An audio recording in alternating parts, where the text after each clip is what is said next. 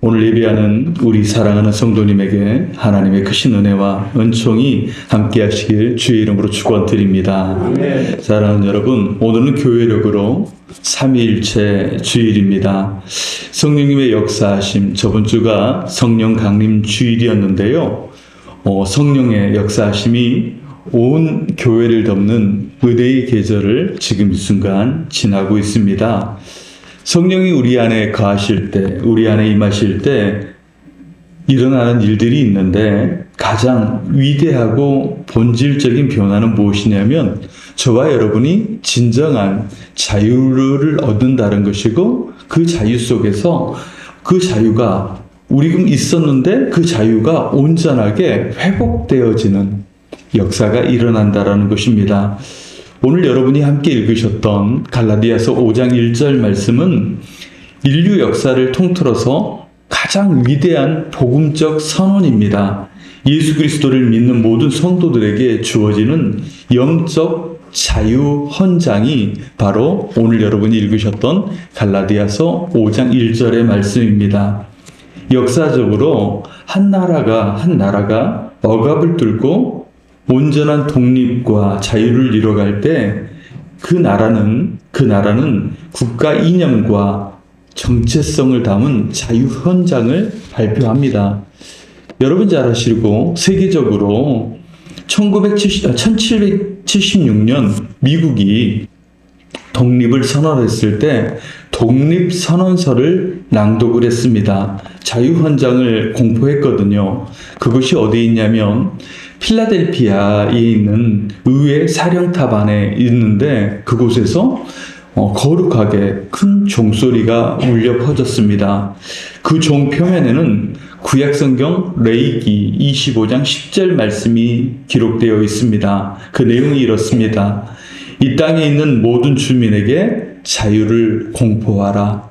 이 땅에 있는 모든 주민에게 자유를 공포하라 라는 문장이 새겨져 있는데, 그래서 사람들은 이를 보고 자유의 종이 선포되었다라고 그 종을 지칭하여서 그렇게 부르고 있습니다. 사랑하는 여러분, 멀리 미국까지 나가지 않았더라도 우리 대한민국 역사 속에서는 가슴 벅찬 자유 헌장이 우리나라에도 존재합니다. 1919년 3월 1일, 여러분 잘 기억하시는 3.1운동이 있었습니다. 일제의 어두운 압제 아래 온 결의가 소리 높여서 기미 독립 선언문을 여러분 발표를 하고 선언을 했죠. 선언하며 낭독했던 일이 있었습니다. 탑골공원에서 우리 민족의 존엄과 자유를 선언하는 독립선언서를 낭독하고 온 국민들이 독립만세를 외침으로 온 강산에 우리의 자유를 선포했거든요. 일제의 압제 속에 신음하던 대한민국의 백성들이 비로소 자신들이 자유를 얻었고 그 누구도 그 자유를 짓밟을 수 없다라는 것을 세계 만국에 알렸던 바로 3.1운동이 역사적으로 기록되어 있고 우리는 잘 알고 있습니다. 국가와 민족이 이렇게 자유 헌장을 선포할 때 온 땅에 해방의 종소리와 만세가 울려 퍼졌듯이 오늘 본문의 말씀, 그 말씀이 바로 우리에게 주시는 하나님의 말씀으로 예수 그리스도께서 십자가에서 피로 제정하신 위대한 영적 자유 헌장이 바로 오늘 본문의 말씀이라는 것을 우리 성도님들이 기억하셔야 합니다.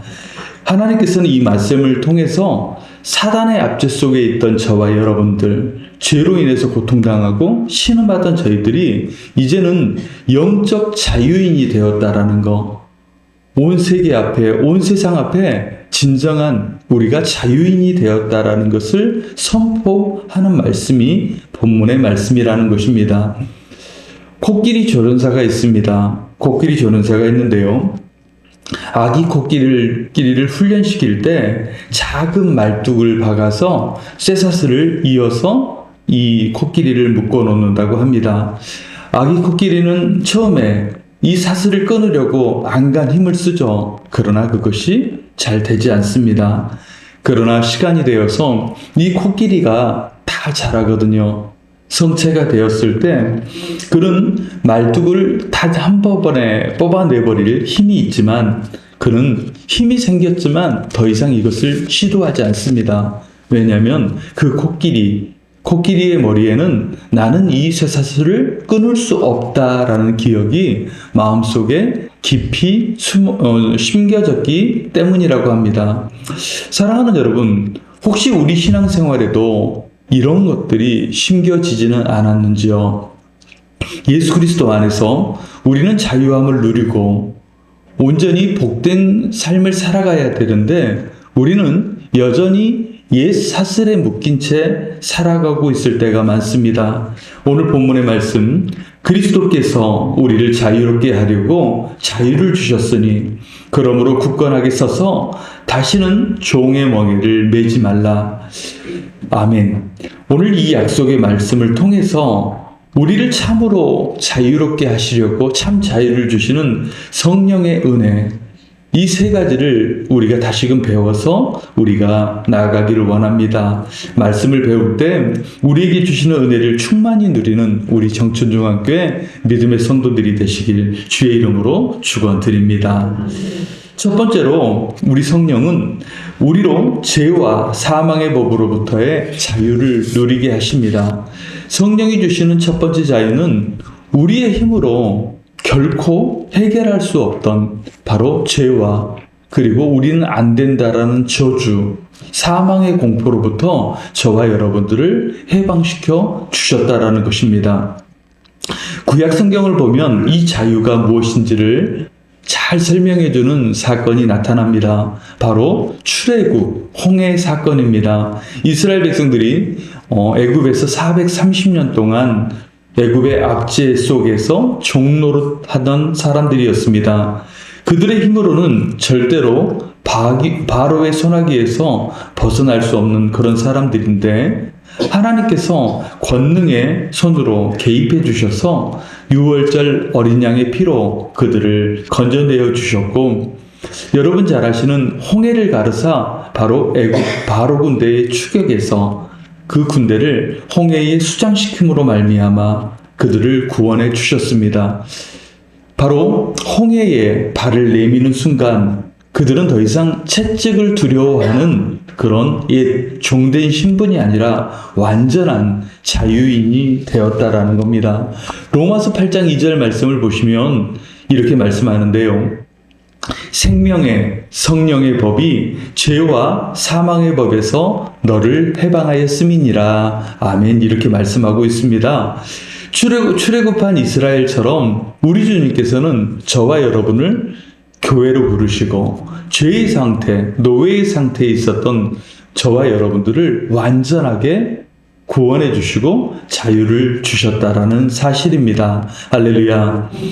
그럼에도 사탄은 끊임없이 우리의 과거를 들추어냅니다. 그리고 너는 안 돼. 너는 저주의 자녀야. 너는 내 아래 있어. 너는 안 돼. 라는 두려움의 종으로서 우리를 다시금 붙들면서 그렇게 살아가기를 원하고 우리를 협박합니다. 그러나 사랑하는 여러분, 삼위일체 하나님께서는 이 시간에도 저와 여러분에게 성실하게 일하고 계십니다. 우리 안에 내주하시는 성령께서는 예수 그리스도의 피로 여러분들이 거듭났잖아요. 바로 해방된 우리가 하나님의 사람이라는 것을 기억하게 하시고 계속해서 저와 여러분들에게 힘주시며 이것을 확증해 주고 계십니다. 그렇기 때문에 우리가 더 이상 사탄의 정죄감에 있다지 않다라는 겁니다. 나는 안 된다라는 절망감, 그리고 나는 저주의 사람이다라는 그런 포기와 낙심에 머물러 있지 말라라고 이야기하고 또 삶의 어려움 속에서 나는 혼자다, 나는 외롭다 이렇게 이야기하며 뒷걸음치지 말도록 하십니다.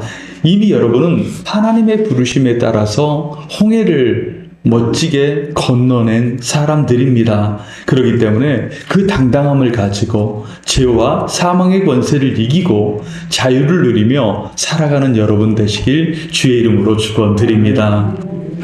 두 번째로 우리는요, 율법주의 그리고 자기의로부터 자유를 얻었다, 또 얻어야 한다라고 말씀하십니다.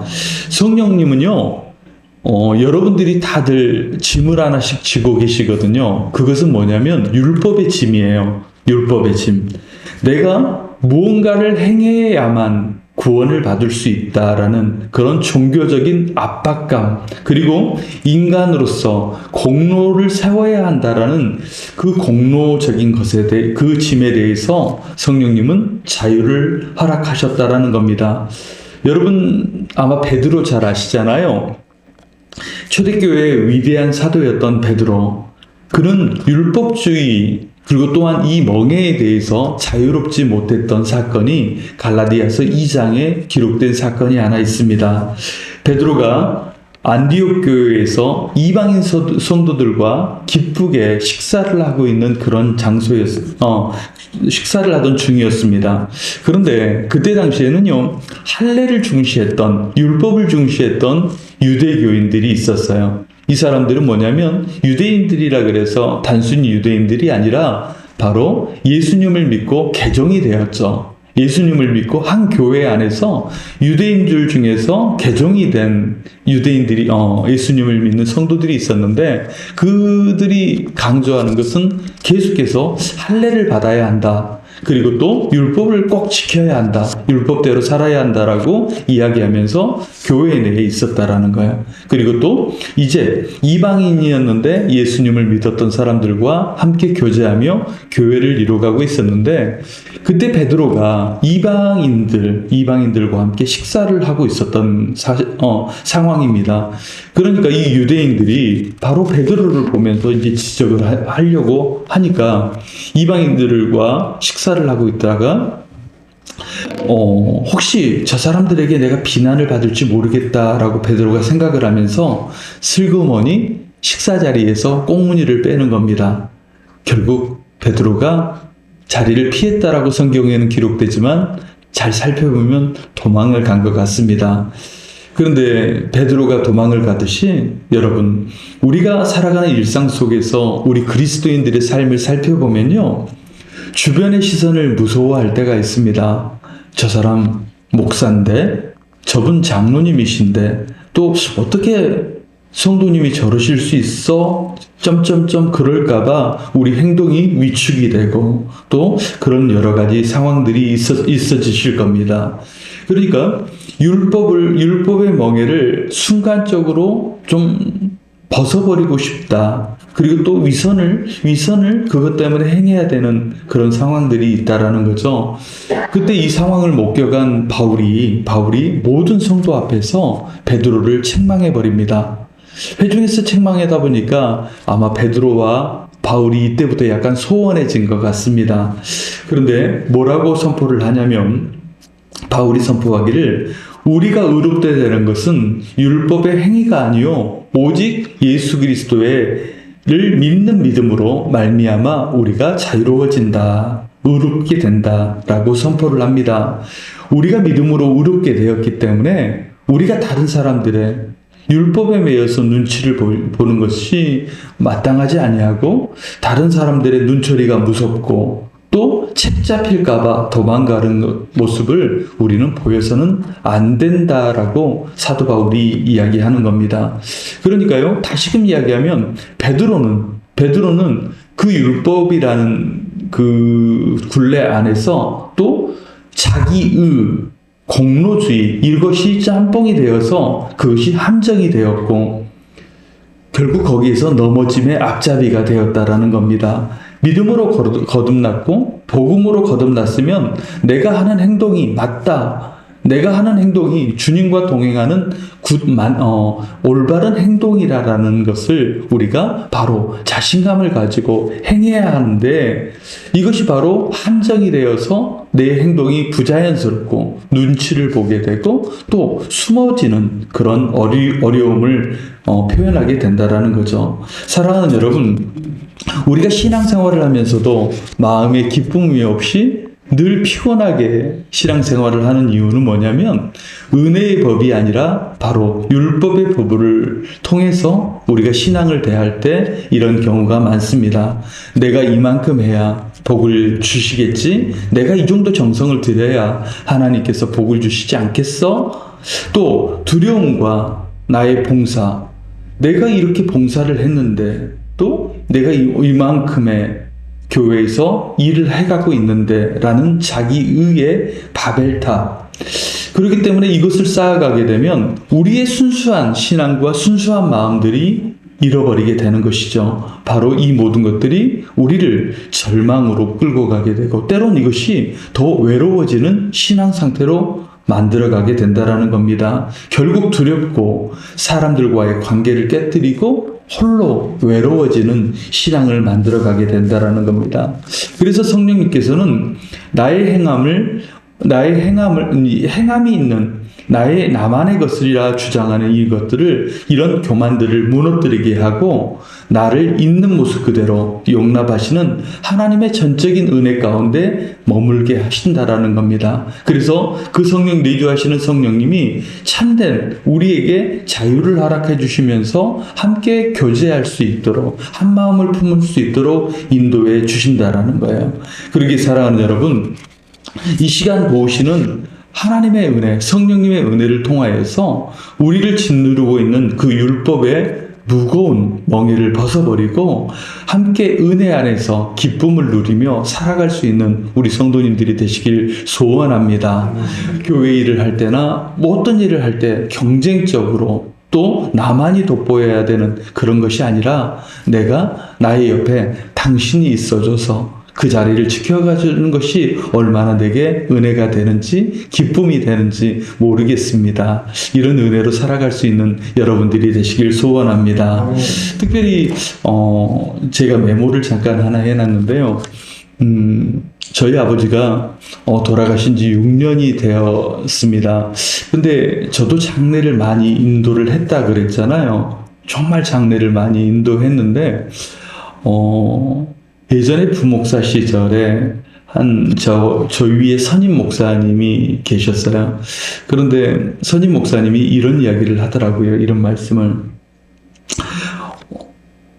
한 성도님이 병원에서 오랫동안 병투병을 하셨어요. 그래서 오랫동안 힘들게, 그 어르신이 힘들게 병원에서 10여 년이 넘게 요양병원에서 그 질병과 사투를 벌이고 있는 모습을 보며, 단편적으로는 자녀들이 얼마나 힘들까, 하나님께서 어떨 때는 어떤 마음에는 속히 데려가셨으면 하나님이 왜 부르시지 않으시지, 연로하신데 또 연세가 많이 드셨는데, 이런 마음도 한켠에선 들 때가 있더라고요. 그런데 저의 그 교만한 마음과 우리의 교만한 마음들을 함께 잠재웠던 말 한마디를 하시더라고요. 목사님,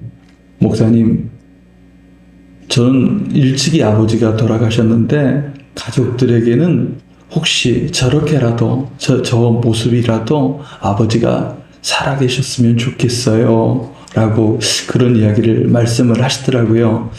근데 그 말을 듣는 순간 굉장히 많은 회개의 기도를 드렸습니다. 왜냐면 때론 우리의 일상 속에서 일상을 행하는 데에 대해서 어려움으로 다가올 수도 있고, 부모님의 은혜, 또 부모님이 살아계시다는 그 영적 힘이 얼마나 큰 것인가, 그것을 누리지 못하고 불편함으로 때론 생각했던 그런 모습들을 느껴볼 때가 있었거든요. 그런데 아버지가 돌아가신 지 6년이 되고 그 오랜 시간 동안, 짧은 시간이 될 수 있지만 그분의 은혜가 얼마나 큰지를 되새겨 볼 때가 많습니다. 근데 단지 저희 부모님을, 아버지를 이야기하려고 그러는 게 아니고, 오늘 동일하게 우리가 함께 동역했던 동역자들의 모습이요. 동역자들. 어째 보면 우리는 정천중앙교회 믿음의 성도들과 40년, 50년 성도들, 부부처럼 어쩌면 오랜 동안 신앙생활을 하신 분이잖아요. 그런데 때로는 우리의 봉사와 우리의 일들, 사역들 때문에 늘 우리는 경쟁 구도에 있어요. 늘 미워해요. 늘 나의 불만의 대상으로 여겨질 때가 많다라는 거예요. 여러분 어떠신가요? 어쩌면 우리는 한 영적인 가족이고 영적인 신앙 공동체로 여기에 우리는 머물러 있는데, 우리는 그런데 신앙생활을 하면서 내 마음에 들지 않는다고, 내 마음과 같지 않다고 늘 경쟁 구도로 이 사람들을 끌고 가고 있다라는 거예요. 내 옆에 계셔준 거, 내 옆에 있어줌으로 인해서 얼마나 감사한지요. 하나님께서 나에게 보내주신 우리의 동역자들로 인해서 우리 정천중앙교회가 이 정천 땅을 아름답게 지키고 있는 것만으로도 얼마나 행복합니까? 또 그 안에서 나의 구성원 동역자들과 함께 신앙생활할 수 있음이 얼마나 감사한 겁니까? 사랑하는 여러분, 우리가 꼭 어찌 보면 오늘 성령의 내주하심으로 이것을 불편함으로 바라보지 마시고 이것을 감사함으로 바라볼 수 있는 여유, 은혜, 그 은혜를 기쁘게 누려가실 수 있는 우리 정천중앙교회 성도님들이 되시면 길 주의 이름으로 축원드립니다. 한번 옆 사람에게 한번 해볼까요? 진짜로 당신이 내 곁에 있어서 내가 얼마나 힘이 난지 모른다. 시작 한번 해보실래요? 시작.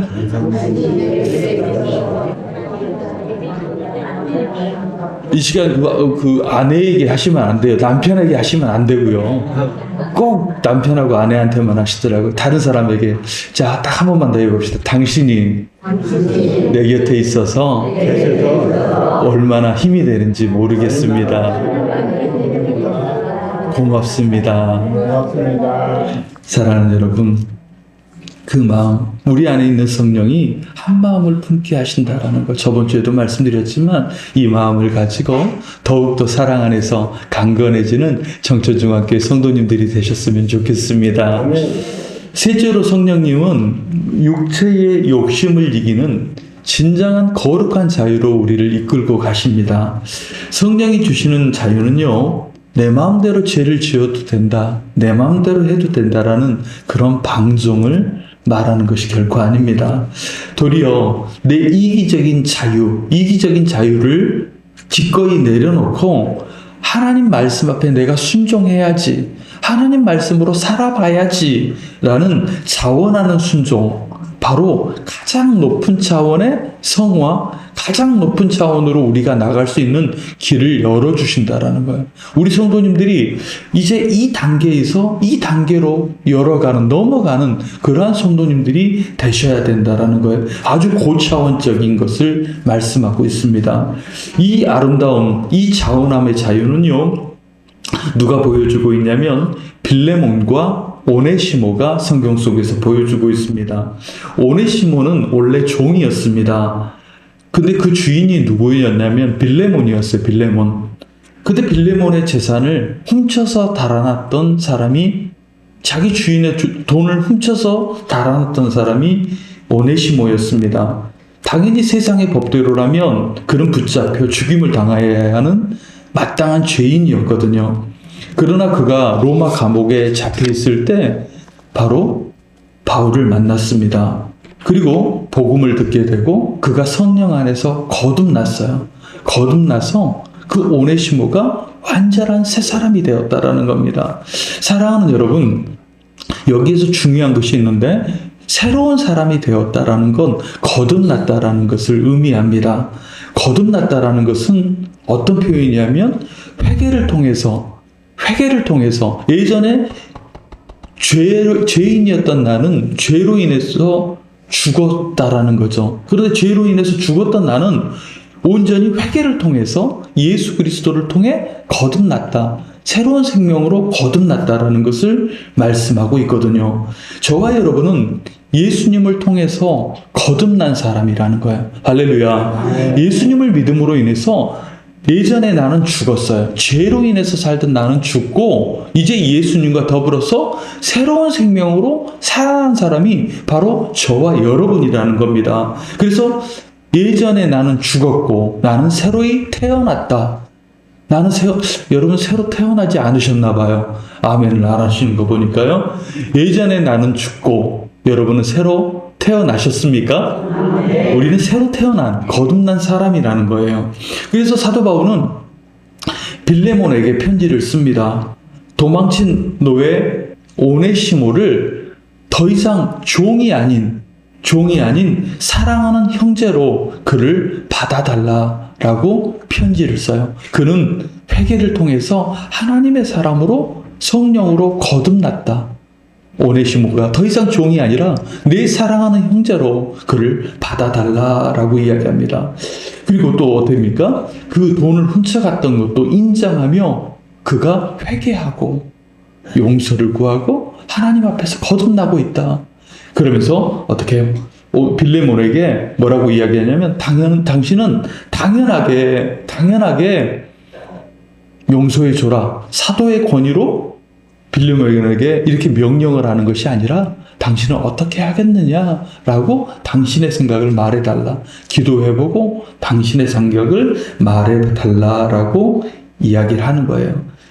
선한 일과 사랑에 자원하여 순종할 수 있도록 그 길을 열어주는 거예요. 그랬더니 어떻게 됩니까?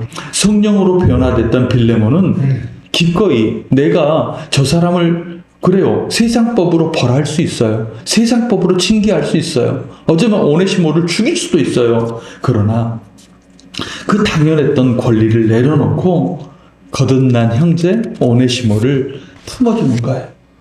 그를 용서해 주는 거예요. 차마 인간적으로는 용서할 수 없지만 바로 사랑과 실제로 서로에게 형제에게 사랑으로 그를 용서해 주는 것. 그래서 우리가 서로 사랑으로 종로로 타라. 여러분 너무나 잘 알고 계시는 말씀이잖아요.